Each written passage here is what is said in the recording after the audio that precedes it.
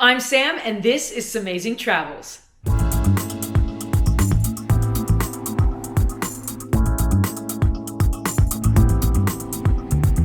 Hey guys, welcome back to my series, What to Do in LA for Free. In my last couple of videos, I covered what to do in Hollywood, downtown, along the coast, and the beach cities. This video is gonna hit a bunch of different parts of LA. We're gonna include the Westside, East LA, South LA, the Valley, and beyond. Kicking it off with the Westside, there are some really cool public art pieces you can see that are totally free. I'm sure you've seen 1,000 Insta posts of Urban Light. Time for you to add to that hashtag. The best time to go see Urban Light is early in the morning before the LACMA opens and the crowds start to get there. Going really late at night is also an option, plus you'll get the full effect of the art piece since the lights will actually be on. If you go during peak hours though, expect to have strangers in your pictures because the place is lit. Get it? On the other side of LACMA, you'll find another public art piece called Levitated Mass. It's a 680,000-pound boulder sitting on top of a viewing pathway. Once you stand underneath it, you get the sense of how massive it is and how much it would suck if it fell. Just a little Final Destination scary. Continue exploring LA's West Side in the grandeur of Beverly Hills. Beverly Gardens Park is known for its gardens, fountains, sculptures, and most notably, the Beverly Hills sign, which sits above a tranquil pond. Expect to share the space with many other tourists snapping pictures. A site perhaps not on as many people's radar is Beverly Hills City Hall. The historic building was designed in the ultra baroque style, a type of Spanish revival architecture, and completed in 1932. Topped off with a colorful dome and gold cupola, it's a really nice building to admire. From there, you can make your way to the luxurious shops of Rodeo Drive. Known as one of the most expensive streets in the world, it's home to a collection of ultra high-end designer shops. Definitely too much for my wallet, but window shopping and people watching here is great. Plus, everything is so perfectly manicured, it doesn't seem real. It feels like a movie set. Now let's move on to a must-see place in East LA, and that's Mariachi Plaza. The plaza resembles the famous Plaza Garibaldi in Mexico, and its name comes from the mariachi musicians that have gathered there since the 1930s, waiting to be hired for a gig. Now it's a place of celebration, festivals, and community events. Across the street from the plaza is the historic Boyle Hotel. Built in 1889, it earned the nickname Mariachi Hotel because of the many musicians that rented rooms there. Now promise me one thing, you will not leave Mariachi Plaza without eating at Santa Cecilia's. It's literally a hole in the wall with a window. Its menu is taped, like printed on computer paper and taped onto the window. It is so good.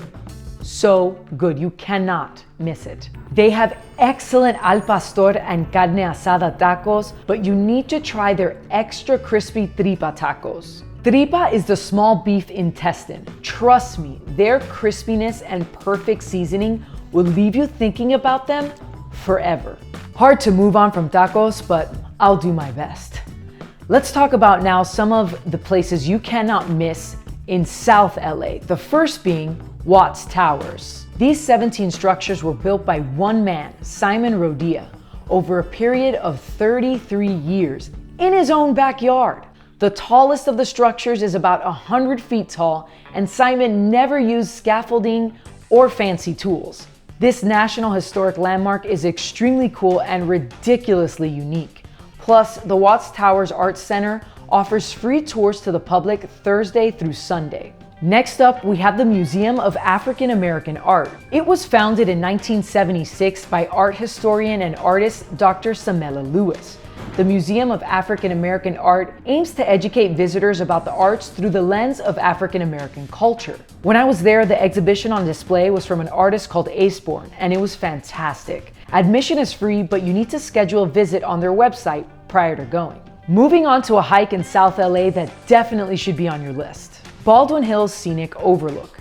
I think the best way to enjoy this view is to hike the gently sloped trail to the top, which is a little over a mile long. It's an easy uphill climb, even for beginners. You could be adventurous though and take the steep stairs to the top as well. To do either of these, make sure you use the lower parking lot, which costs $2 an hour, or find street parking for free across the street. If you don't feel like hiking at all, the upper parking lot will lead you to the visitor center and overlook. This also costs $2 an hour. The panoramic view from the top is awesome.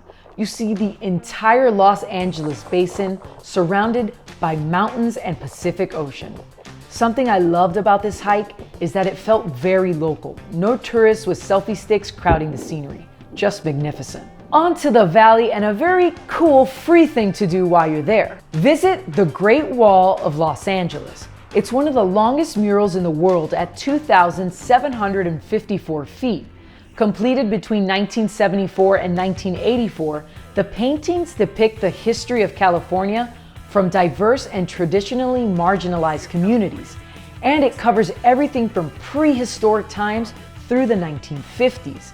It's an extremely unique place to visit, and I think it doesn't get enough attention. The one thing that I thought was kind of a shame was that you can't get up close to the mural. There is a fence in between you and the paintings. On the other hand, it's a great way to make sure no one messes with it. This guide concludes my series on what to do in LA for free. If you missed the previous videos, go ahead and check out those links in the description or right here in the card next to you. That will also lead you to those videos. If you like this one, please give it a thumbs up, share it with your travel buddies, and remember to subscribe to my channel for more content on travel, like these travel guides or my travel adventures. It was awesome having you guys here.